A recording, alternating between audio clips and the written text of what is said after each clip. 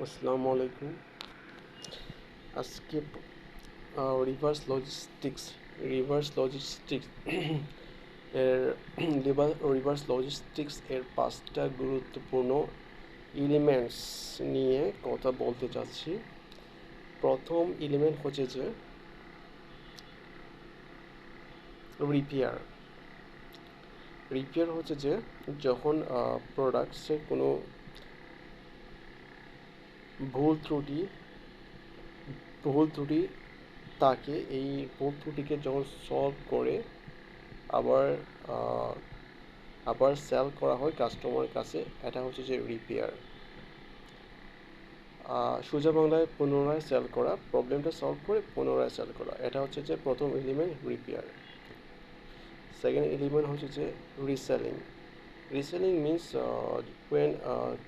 when the manufacturing firms বা wholesaler or retailers sell again.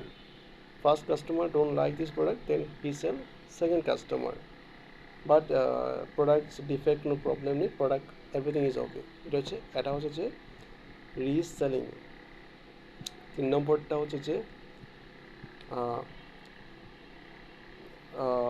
Repair গেল, reselling এবং রিপ্যাকেজিং।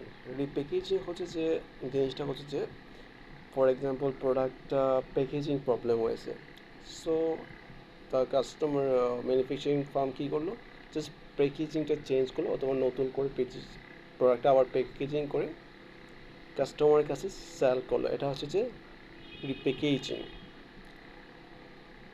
আর আরেকটা হচ্ছে যে রিসাইক্লিং। রিসাইক্লিং জিনিসটা হচ্ছে যে প্রোডাক্ট একদম নষ্ট হয়ে গেছে, একদম ডিফেক্ট হয়ে গেছে, সো এখন কী করবে, সেই প্রোডাক্ট ম্যানুফ্যাকচারিং ফার্ম সেই প্রোডাক্টে নিয়ে নতুন করে প্রোডাক্টটা আবার তৈরি করবে এবং কাস্টমারের কাছে এটা সেল করবে, এটাই হচ্ছে যে রিসাইক্লিং। আরেকটা হচ্ছে যে রিপেয়ার। রিপেয়ার তো প্রোডাক্টে একটা প্রবলেম, যেটা আগে বলেছি, প্রোডাক্টে কোনো একটা ডিফেক্ট হয়েছে, সেই ডিফেক্টটা জাস্ট সলভ করে দিল, দেন প্রোডাক্ট আবার সেল করলো। এটা হচ্ছে যে 5টা এলিমেন্ট বললাম রিভার্স লজিস্টিক্সের। প্রথমটা হচ্ছে যে রিপেয়ার, সেকেন্ডটা হচ্ছে যে রিসেল, 3 নম্বরটা হচ্ছে যে রিপ্যাকেজিং, 4 নম্বরটা হচ্ছে যে রিপেয়ার এবং লাস্টটা হচ্ছে যে রিসাইক্লিং। সো এই হচ্ছে যে 5টা এলিমেন্ট অফ রিভার্স লজিস্টিক্সের। So this is my lecture.